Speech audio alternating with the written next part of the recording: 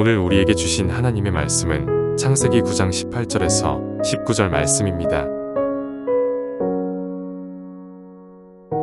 방주에서 나온 노아의 아들들은 셈과 함과 야벳이며 함은 가나안의 아버지라. 노아의 이 세 아들로부터 사람들이 온 땅에 퍼지니라.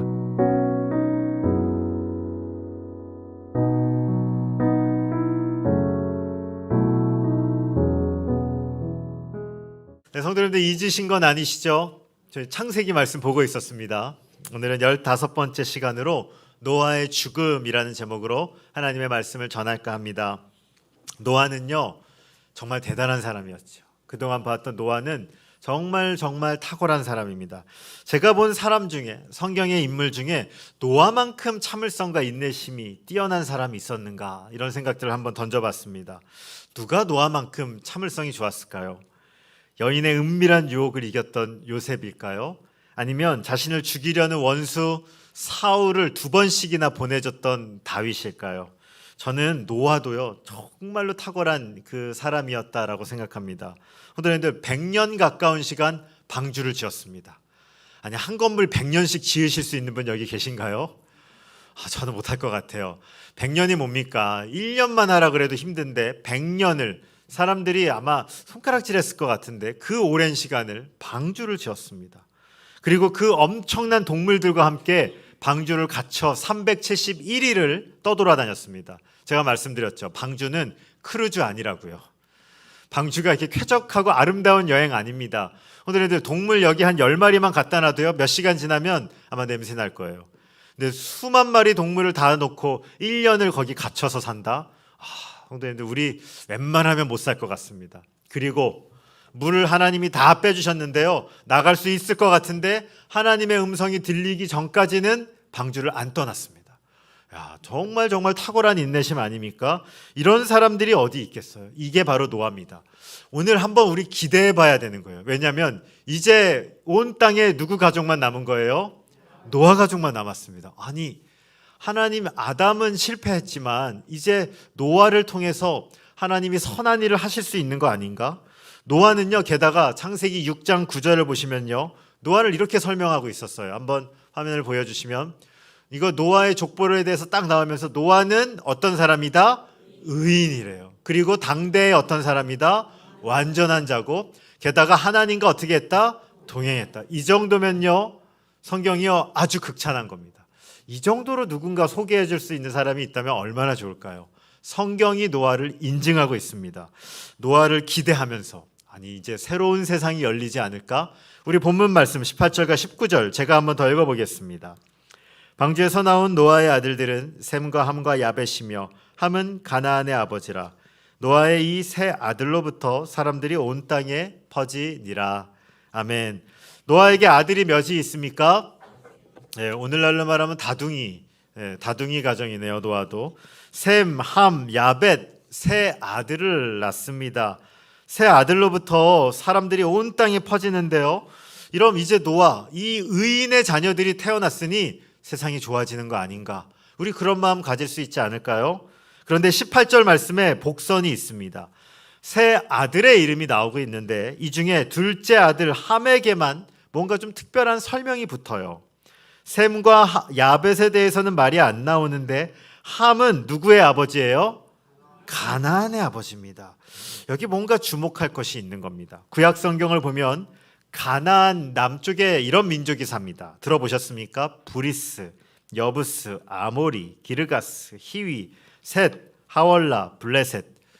이게 다 가나안의 조상, 후손들입니다. 성도님들, 이 사람들하고 이스라엘 백성하고 사이가 좋습니까? 나쁩니까? 아주 안 좋습니다. 블레셋하고 이스라엘하고 친하게 지내면 뭔가 이상한 겁니다. 가나안 족속은요, 이스라엘 민족과 두고두고 원수입니다. 그러니까 여기 한 가지 우리가 알게 되는 게 있는데, 노아의 후손, 이 세 자녀의 후손들이 나중에 사이가 좋아요, 나빠요? 나쁘다는 겁니다. 그리고 두 번째, 이제 가나안이 왜 사이가 나쁜지를 성경이 알려주겠다는 것이 여기 담겨 있습니다. 오늘 이 창세기 말씀을요, 제일 처음 봤던 사람들이 누굴까요? 성도님들 한번 생각해 보셨습니까? 창세기 누가 지었죠? 갑자기 뭐 물어보니까 1부 때 당황하시던데 창세기 누가 지었습니까? 모세가 지었죠. 성도님들, 모세 오경 아닙니까? 이 모세 오경을 제일 처음 봤던 사람들 누구겠어요? 모세와 함께 했었던 이스라엘 백성들이겠죠. 그들에게 있어서 가나안은요 정말 원수였습니다. 모세와 함께 이 출애굽했고 이 가나안 땅에 들어갔던 이스라엘 민족에게 가나안은 계속적으로 그들을 괴롭히는 자들이에요. 모세는요 한 가지 말을 해주고 싶은 거예요. 왜 가나안이 우리와 원수인지 그 이야기를 오늘 알려주고 싶은 겁니다.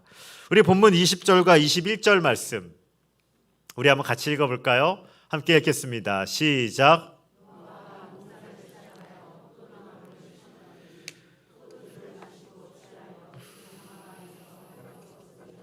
아멘. 노아의 직업은 무엇입니까? 농부입니다. 노아도 농부네요. 아담도 농사를 지었고요. 가인도 농사했고요.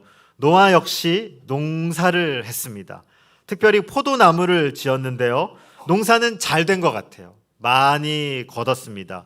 그런데 이 많이 거뒀다는 것이 항상 축복은 아닌 것 같아요. 그가 거둔 포도 열매로 말미암아 뭘 만들었어요? 술을 만들었고 그리고 마셨고 취했고 벌거벗었습니다. 그런데 여기 벌거벗었다는 것은요 실은 죄가 들어오기 전에는 나쁜 행동이 아니었습니다. 왜냐하면 모든 사람들이 벌거벗고 다녔어요. 근데 죄가 들어온 이후부터 사람들은 옷을 입기 시작했습니다. 자신들의 부끄러움을 가리기 시작했습니다. 이 벌거벗었다는 것은 두 가지 의미가 있어요. 하나는 말 그대로 정말 벌거벗었다는 의미도 있지만 또 하나는 우리의 죄가 드러났다는 의미도 있습니다. 내 부끄러움과 내 수치, 가려야 되는 죄를 노아가 술을 먹고 드러내게 된 것이죠. 성도님들, 죄는요 강해집니다. 오늘 노아의 행동을 보십시오. 처음에는 어떻게 했다고요? 처음에는 포도주를 한번 21절 한번 띄워주실래요? 성경에는 포도주를 어떻게 해요? 마시고 두 번째는 어떻게 돼요? 취했고 세 번째는 그 장막 안에서 어떻게 돼요? 벌거벗었고. 그런데 이 장면을 보시면요 이 죄는요 어떻게 되냐면요 점점 약해집니까? 강해집니까? 강해집니다. 죄는요 점점 강해져요. 처음에 별거 아닌 것 같은데 강해진다는 거죠. 시편 1편 1절을 보시면 그게 잘 드러납니다. 제가 한번 읽어보겠습니다. 복 있는 사람은 악인들의 꾀를 따르지 아니하며 죄인들의 길에 서지 아니하며 오만한 자들의 자리에 앉지 아니하고. 여기 시편 1절 말씀 보시면 복 있는 사람은 그러니까 처음에 죄 반대로 말하면 죄 있는 사람, 저주받은 사람은 어떻게 하냐면요 악인들의 꾀를 따르는 거죠. 그리고 두 번째는 죄인들의 길에 서는 것이죠. 그리고 세 번째는 오만한 자리에 앉는 거예요. 잘 보시면요 동작이 점점 커져요. 처음에는 따라가요. 그 다음에는 자리를 잡아요. 서요. 그 다음에는 아예 자리를 잡아버려요. 그런데 죄가 그런 겁니다. 처음에는 되게 별거 아닌 것 같아요. 우스운 것 같아요. 근데 그게요 점점 영향력이 커집니다. 노아도 이 죄의 영향력이 그를 넘어지게 했다는 것입니다. 그런데 문제는 포도주가 아닙니다. 문제는 죄가 아닙니다. 문제는요 노아가 아직 죄가 있다는 것입니다. 아담 이후에 모든 사람이 어떤 상태예요? 죄인인 상태입니다. 죄가 그에 가까이 있는 상태입니다. 성도님들 우리가요 하나님을 따르는 건요 훈련 많이 해야 돼요. 큐티하는 거요 쉽지가 않아요. 처음에 했는데 한두 달 지나면 어려워요. 근데요 안 배워도 잘하는 거 있습니다. 뭐 잘하는지 아십니까? 죄 짓는 건요 안 가르쳐줘도 그렇게 잘해요. 그래서 누가 그러더라고요. 우리는요 태어나면서부터 범죄학 박사 다 받으신 거예요. 각자 전공이 달라요. 어떤 분들은 원망, 어떤 분들은 미움, 어떤 분들은 정욕. 우리 다 범죄학 박사예요. 이게 다 신비한 겁니다. 아담 이후에 모든 사람은요 죄인이기 때문에 죄에 익숙한 사람입니다. 그런데 혹시 오늘 우리의 삶에 죄가 찾아오고 있지 않습니까? 주의 깊게 잘 살펴보십시오. 처음에 어디를 살피셔야 되냐면요 마음을 살피셔야 돼요. 따라해볼까요? 마음을 살핍시다. 그리고 두 번째로 어디를 살펴야 되냐면요 입술을 살핍시다. 이 말은 뭐냐면 내 언어를 보셔야 돼요. 말을 보면 압니다. 내 말이 한 주 동안 감사가 많으셨습니까? 불평이 많으셨습니까? 기쁨이 많으셨습니까? 원망이 많으셨습니까? 사랑의 말이 많으셨습니까? 정죄의 말이 많았습니까? 입술을 보시면. 그리고 세 번째는요, 행동을 보시면 됩니다. 행동, 내 시간과 내 물질을요, 하나님의 나라를 위해 쓰고 있습니까? 아니면 나를 위해서만 살고 있습니까? 너무너무 자기 자신을 잘 보기가 어렵습니다. 그렇게 참을성 많았던 노아도 넘어졌어요. 여러분들, 에이 나는 잘한다, 그렇게 생각하지 마십시오. 오늘 우리가 우리의 마음을 잘 살필 수 있는 모든 성도님들 되시길 주님의 이름으로 축원드립니다. 우리 22절과 23절 말씀, 제가 22절을 읽고요, 23절을 우리 성도님들께서 읽어주시겠습니다. 가나안의 아버지 함이 그의 아버지의 하체를 보고 밖으로 나가서 그의 두 형제에게 알림해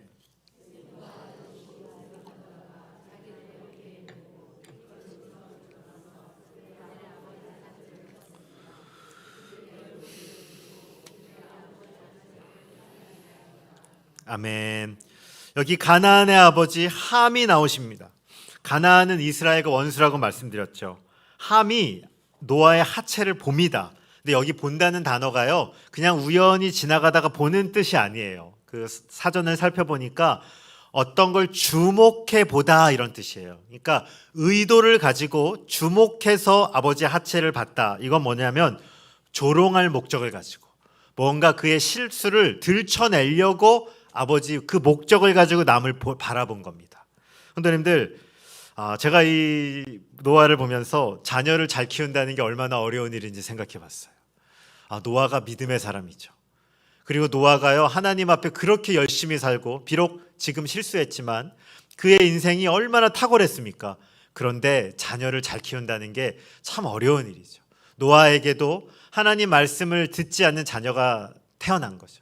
오늘도 한번 물어보겠습니다. 자녀 키우는 거 어려우셨습니까? 쉬우셨습니까? 대답 안 하시는데요. 네. 다시 한번 물어보겠습니다. 자녀 키우시기 쉬우셨어요? 어려우셨어요? 네, 그냥 웃기만 하시는데요. 자녀 키우는 거 참 믿음의 자녀로 키운다는 게 너무너무 어려운 일이라는 것들을 참 공감하며 살고 있습니다. 저희 교단에도요, 참 뛰어난 우리 총신을 만드셨던 교수님이 계신데 자녀 양육이 잘 안 됐어요, 사실. 그것들을 보면서 자녀 키우는 것이 참 어렵구나, 이런 생각들을 하게 됩니다. 다행히 모든 아들이 그랬던 건 아닌 것 같아요. 함이 두 형제에게 말했는데 셈과 야벳은 옷을 가져가 아버지의 하체를 덮어줍니다. 그 아버지를 얼마나 존경했는지 그 아버지에게서 나아갈 때 뒷걸음쳐 나갑니다. 이 말이 아버지의 하체를 보지 않고 허물을 덮어줬다는 것입니다.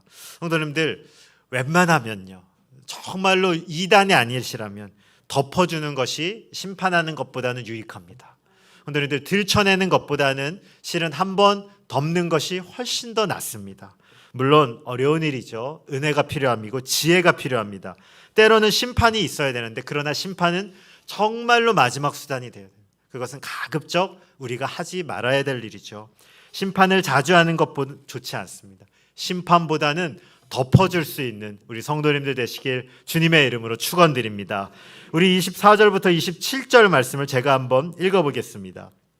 노아가 술이 깨어 그의 작은 아들이 자기에게 행한 일을 알고 이에 이르되 가나안은 저주를 받아 그의 형제의 종들의 종이 되기를 원하노라 하고, 또 이르되 셈의 하나님 여호와를 찬송하리로다. 가나안은 셈의 종이 되고 하나님이 야벳을 창대하게 하사 셈의 장막에 거하게 하시고 가나안은 그의 종이 되게 하시기를 원하노라 하였더라. 아멘. 노아가 술이 깨고요, 그의 아들이 했던 일을 알게 됩니다. 다른 가족들이 말했겠죠. 그동안 온유하고 인내심 많던 노아는 어디에 간 건지 오늘 굉장히 다른 모습을 봅니다. 25절을 보면 자녀를 저주하는데 가나안은 저주를 받아 그의 형제 종들의 종이 되기를 원한다. 성도님들, 얼마나 이게 강렬한 저주입니까? 형제의 종도 아니고요, 형제의 종들의 종이 되기를 원한다. 이렇게 극심한 저주의 말을 합니다. 여기 우리 한 가지 의문을 갖게 돼요. 오늘 잘못은 누가 했어요? 함이 했어요. 근데 저주는 누가 받아요? 예, 함의 아들인 가나안에게 저주를 합니다. 왜 그랬을까? 우리는 많은 고민을 하게 되는데 많은 학자들은 이렇게 얘기합니다. 함이 단독으로 범죄를 한 게 아니라 그의 범죄의 순간 가나안도 함께 있었을 것이다. 이렇게 보는 견해들이 많이 있어요. 그래서 그 범죄가 자녀들에게 이어지게 됩니다. 다른 아들들에게는 어떤 말씀을 주냐면 셈은 찬양을 합니다. 가나안이 셈의 종이 될 것이다. 하나님의 선택과 은총이 셈의 후손에게 있을 것이다 라고 말씀합니다. 성도님들, 예수님이 누구의 후손으로 오세요? 셈의 후손으로 오십니다. 그러니까 이 약속은 축복이 되어서 실제로 이루어지게 되죠. 그리고 야벳에 대해서는 이렇게 축복해요. 셈의 장막에 거한다. 그리고 이 의미는 야벳의 후손이 셈의 후손이 가질 영적인 축복을 나눠 갖는다는 겁니다. 굉장히 의미가 깊은 거죠. 목사님, 이게 실제로 이루어져요? 라고 묻는다면 예, 이루어집니다. 아까 말씀드렸듯이 셈의 후손을 통해 예수님이 오시고요. 그리고 셈의 후손을 통해 또 누가 태어나냐면 사도 바울이 태어납니다. 그리고 사도 바울이 나중에 아시아의 복음을 전하러 가려고 하는데 성령이 막으시고요, 마게도냐 지역으로 가게 합니다. 그 마게도냐 지역이 누구냐면 야벳의 후손이 사는 지역이에요. 그러니까 성경 말씀이 굉장히 신비하게 약속이 이루어지는 것을 보게 됩니다. 이제 마지막 구절을 한번 볼까요? 28절과 29절 말씀 우리 한번 같이 읽도록 하겠습니다. 읽겠습니다. 시작.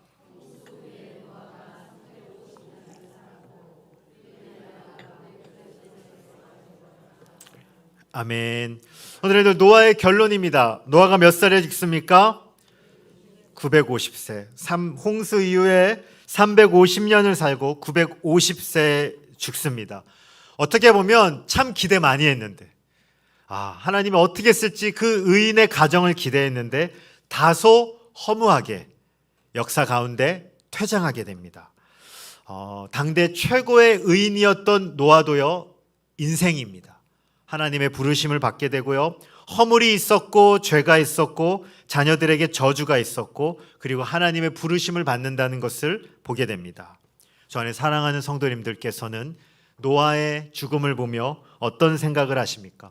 오늘 저는 짧게 두 가지 결론을 내보겠습니다. 하나는 이것입니다.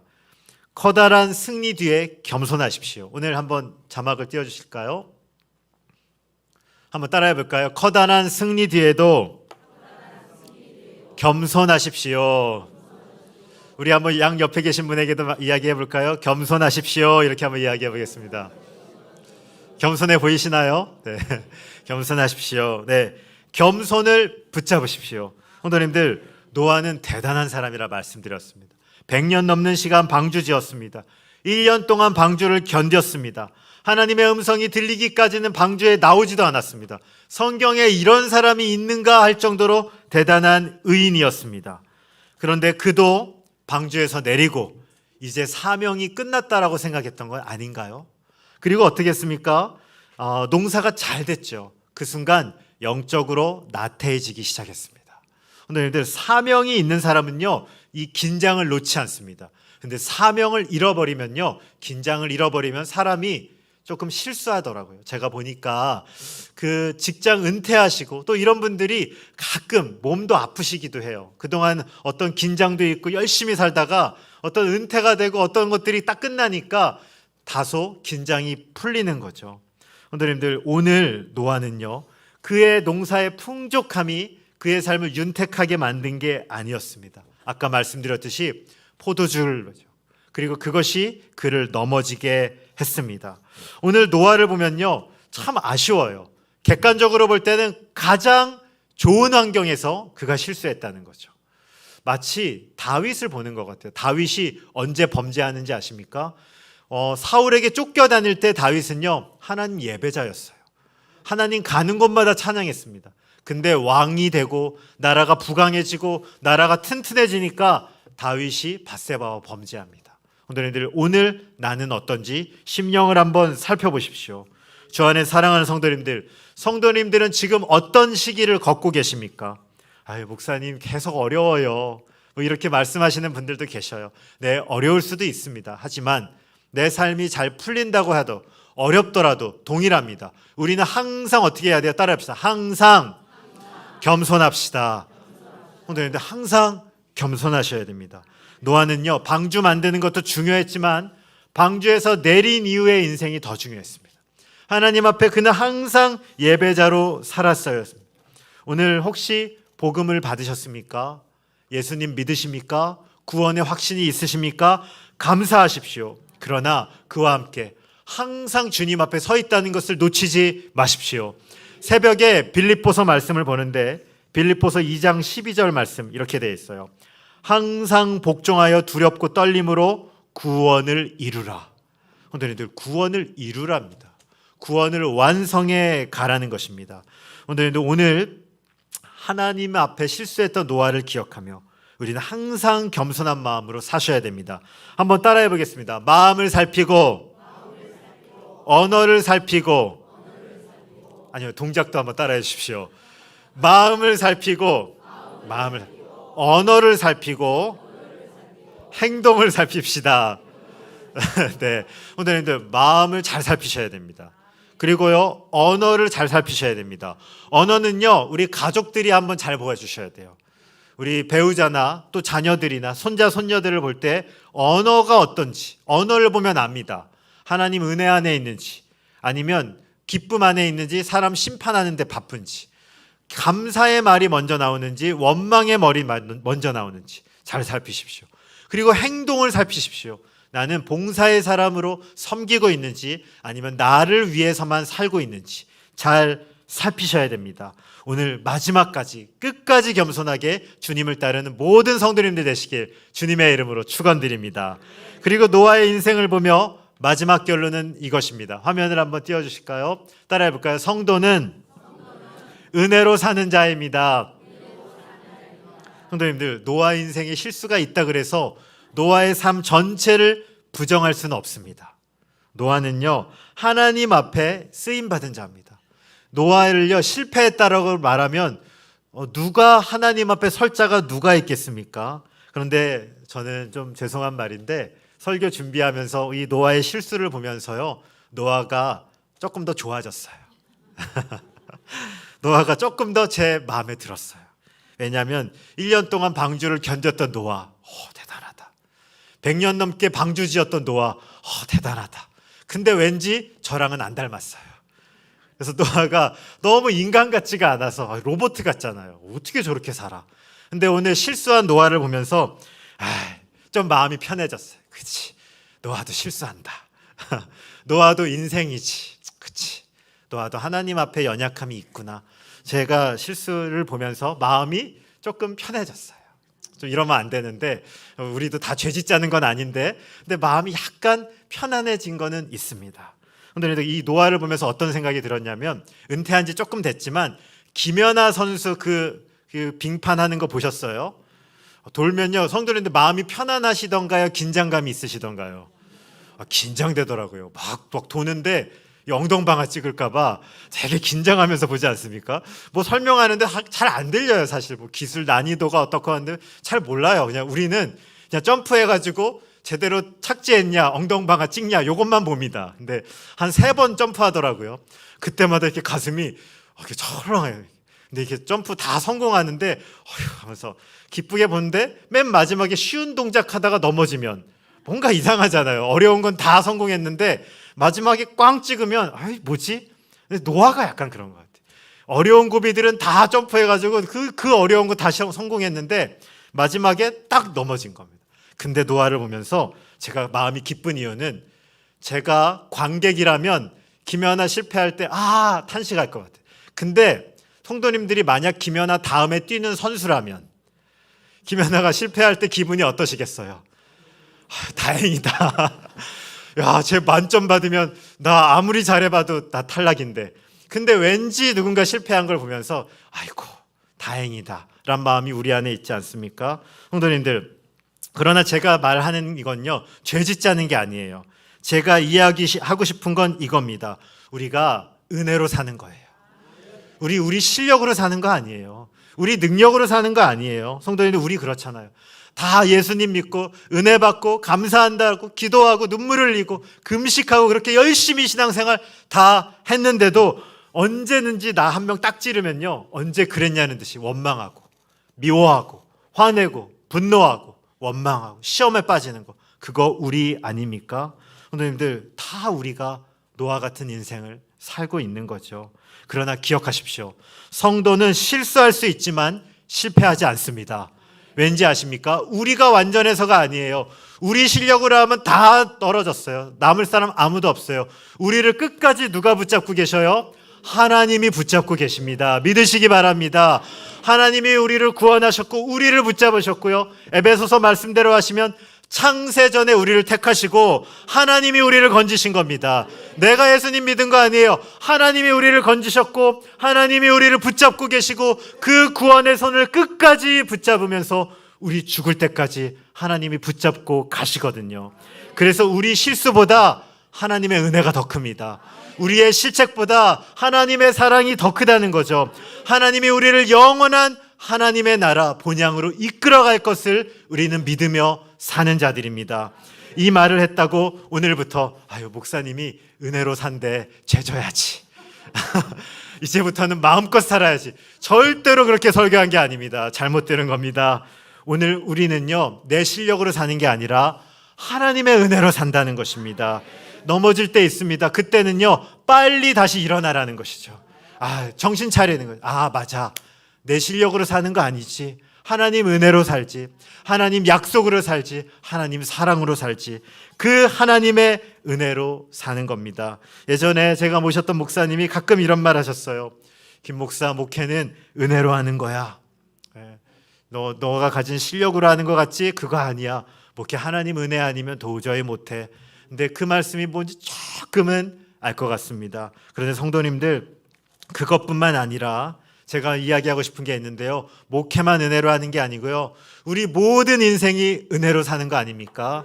성도님들, 우리 인생이 그런 거 아닙니까? 우리가 결혼하고 자녀를 낳고 손자 손녀를 보고 때로 우리 인생의 어려운 고비들을 넘어가며 우리는 보게 되는 것이 있습니다. 내가 한 게 아니구나, 하나님이 하셨구나.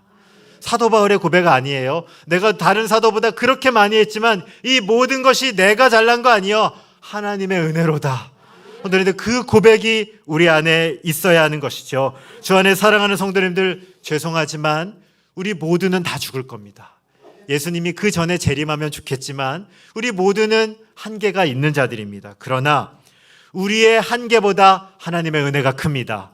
하나님의 은혜가 크고 하나님의 붙잡아 주심이 큽니다. 그래서 넘어질 때마다 노아의 실패를 기억하며 하나님의 은혜를 붙잡으며 다시 일어나는 모든 성도님들 되시길 주님의 이름으로 소망합니다. 오늘 이제 말씀을 정리합니다. 우리는 내가 완벽해져서 구원받는 거 아니에요. 하나님의 은혜로 구원받습니다. 오늘 설교를 준비하면서 찬송가 한 구절이 생각났어요. 어떤 가사냐면요, 내가 연약할수록 더욱 귀히 여기사 높은 보좌 위에서 낮은 나를 보시네. 오늘들 넘어질 때마다, 실패할 때마다 내 실패는요, 한 잠깐만 보시고요, 하나님 다시 보세요. 하나님 보좌 보십시오. 예수님 십자가 보십시오. 그분의 은혜만 붙잡읍시다. 하나님, 저 또 실수했어요. 그러나 하나님 은혜를 의지해서 다시 주님께 나가니 주님, 저 살려주세요.